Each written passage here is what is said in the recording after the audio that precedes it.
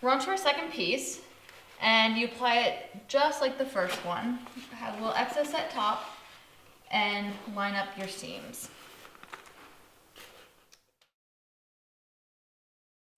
All right, starting from the top, you're going to use your plastic smoother just like you did in the previous panel. And as you can see, we have a corner we have to cut. Start at your edge with your putty knife and blade. You're going to notice it's a little tight to work, but trust me, you will be successful. Cut off the excess with your scissors.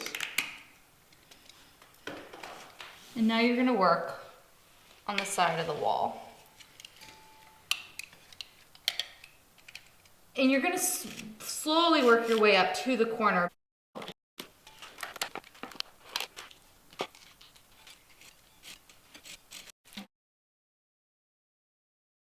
So here's a trickier area that we're going to do, because we have to go around our door frame and down in between a tiny little area in between two doors.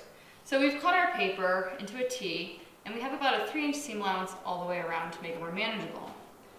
So our bookend looks a little funny, but it still works. What we do is apply it just the same. We're going to actually tuck it up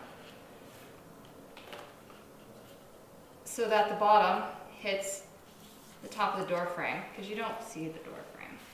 And we're going to make sure our seam is nice and tight, like usual. The way to deal with this corner, you lift it up and you push it down so it's tight against the top of your door frame, and you can use your plastic smoother to do that. Now to cut this corner, we're going to use scissors. But before we get there, we're going to trim off the top side with our blade. We're going to cut the top of our wallpaper to the edge of the door frame. So with our finger, we just kind of feel where that is and put the edge of the putty knife at it to act as a guide for us. Come through with your blade, start at the edge, and work your way in. And now, just slowly pull back your wallpaper, and it should make this corner. Now, before it actually can fall nice and smoothly, we have to do the other corner.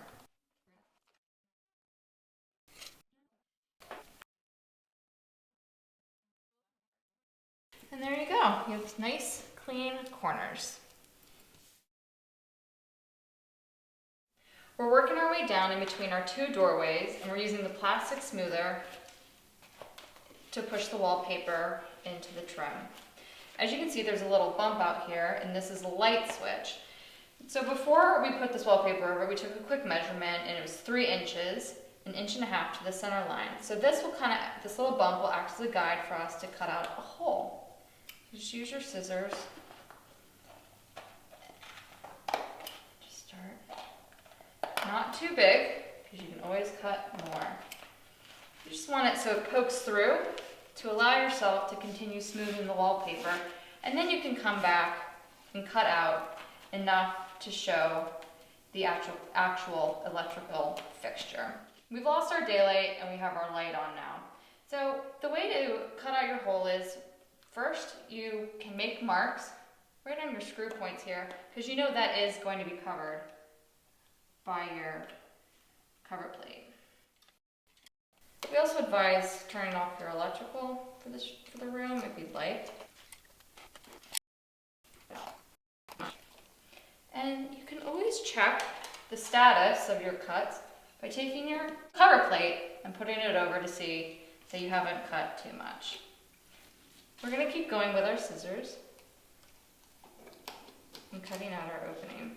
We want to make sure it clears all the metal components in case it ever needs to be switched out in the future.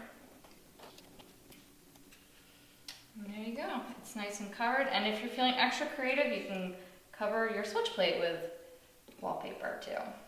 We've successfully wallpapered in between our door trims, which will probably be the hardest thing you have to do. So it's getting dark in here and we can't shoot anymore, so we're going to wrap up tomorrow and we'll show you the finished product later.